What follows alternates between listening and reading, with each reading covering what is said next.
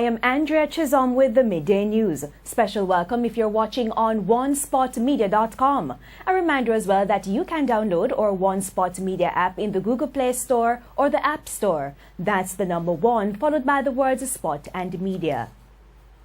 Despite the high murder figures since the start of the year, Prime Minister Andrew Holness is maintaining that the government is not losing the battle against crime.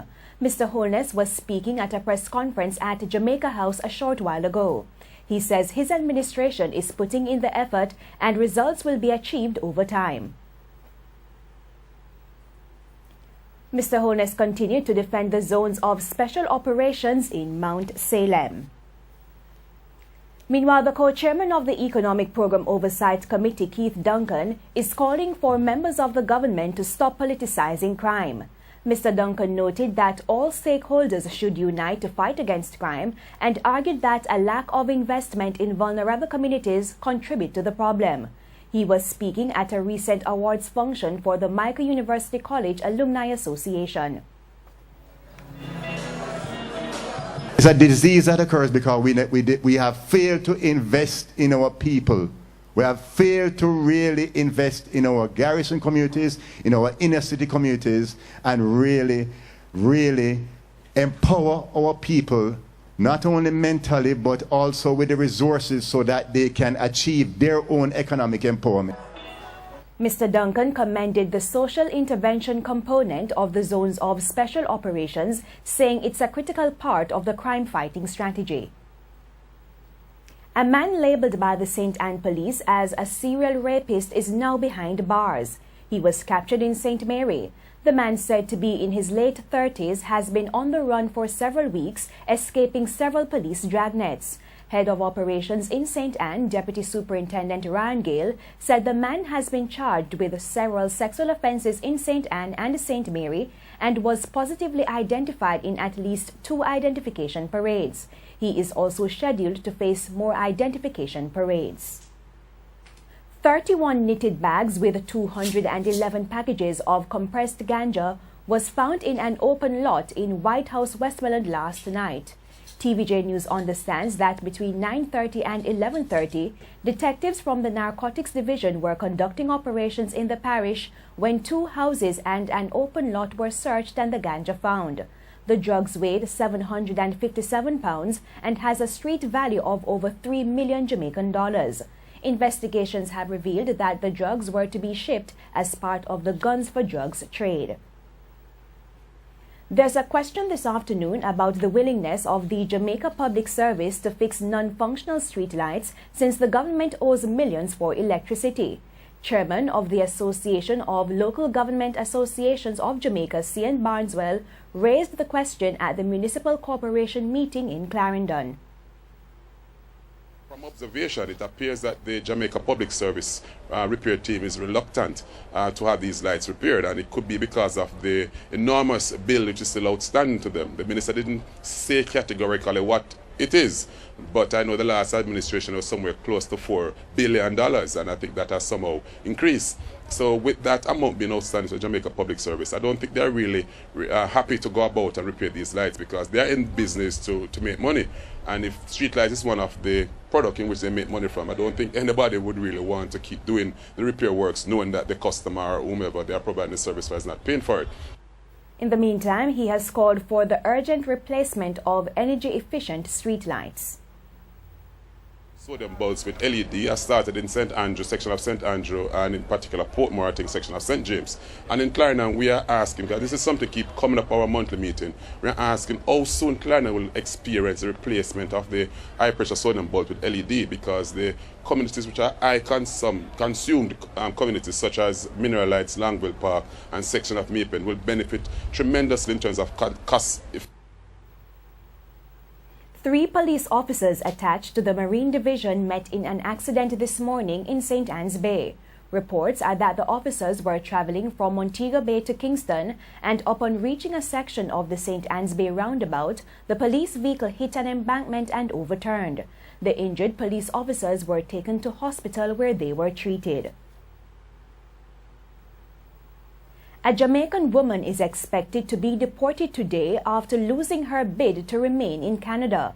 38-year-old Beverly Braham is married to a Canadian citizen and has a 4-month-old son who was born in the country. She went to Canada in 2012 on a 6-month visa but overstayed. She said she and her son were held in detention for 3 days earlier this month by the Canada Border Services Agency (CBSA).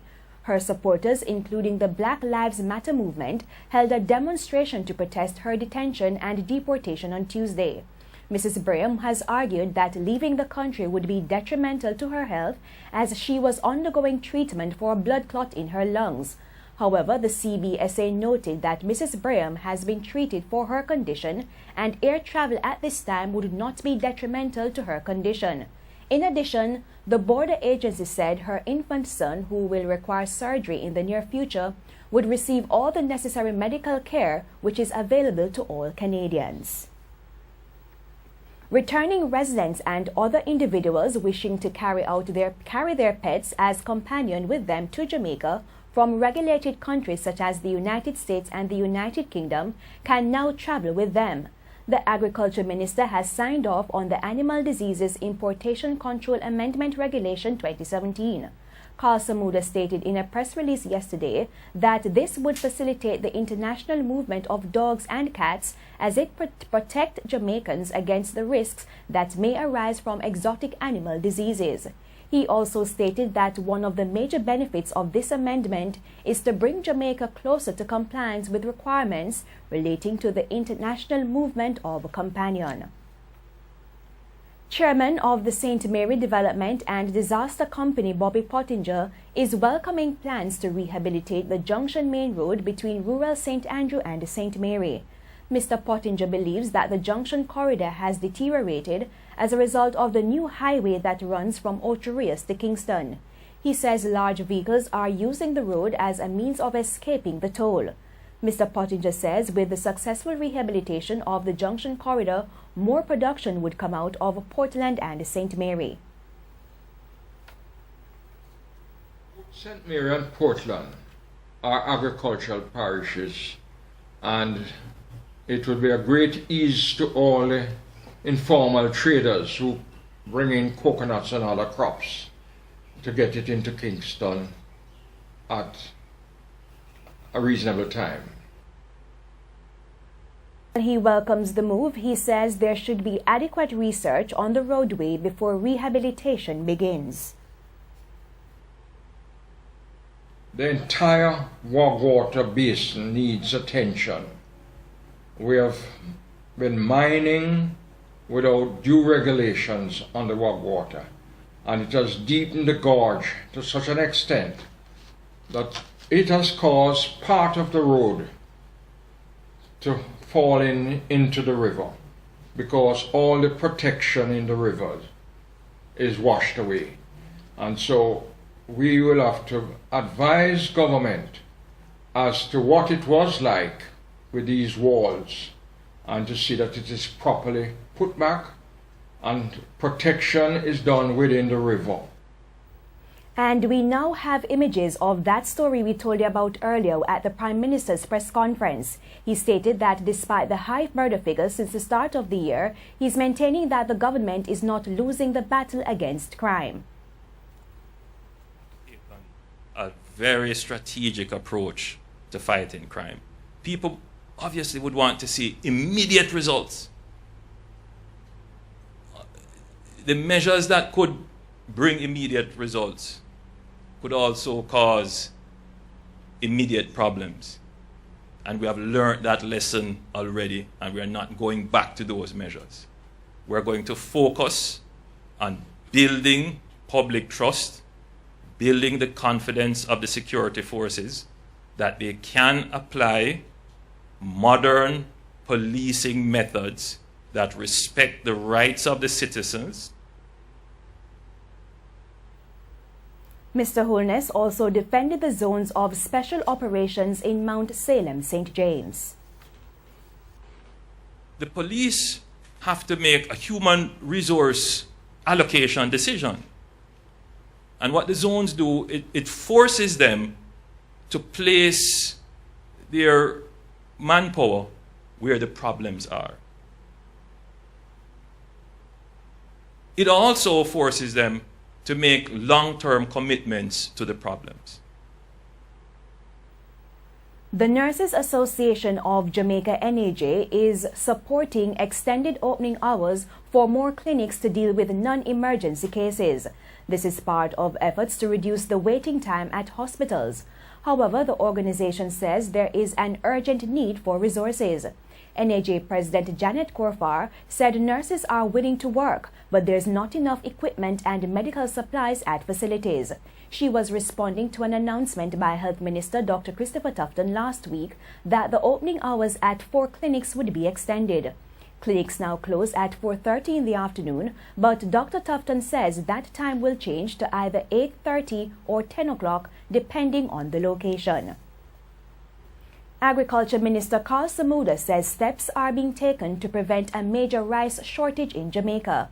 General Manager of Jamaica Rice Mills, Derek Nemhard, last week said the shortage of the commodity on the local market should be eased before next month. TVJ News sought answers from the Agriculture Minister.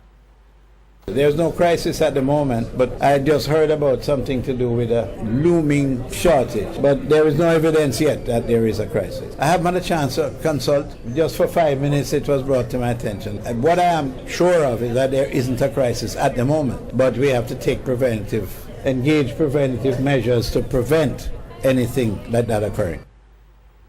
The St. Mary Technical High School has received a well-refurbished chemistry and integrated science lab. The lab was rehabilitated by the Ministry of Science, Energy and Technology in collaboration with Petrojam.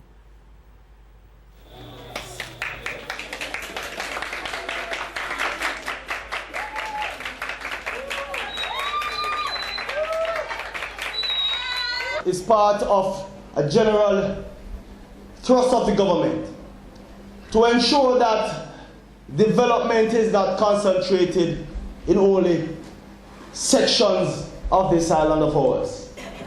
We believe that connectivity, the build out of a knowledge-based digital society is critical and must ensure that we incorporate all of Jamaica as we move forward to prosperity. Dr. Wheatley said that the initiative is part of the government's thrust to lay the foundation for students doing the sciences. He urged students to utilize the lab effectively to achieve their goals.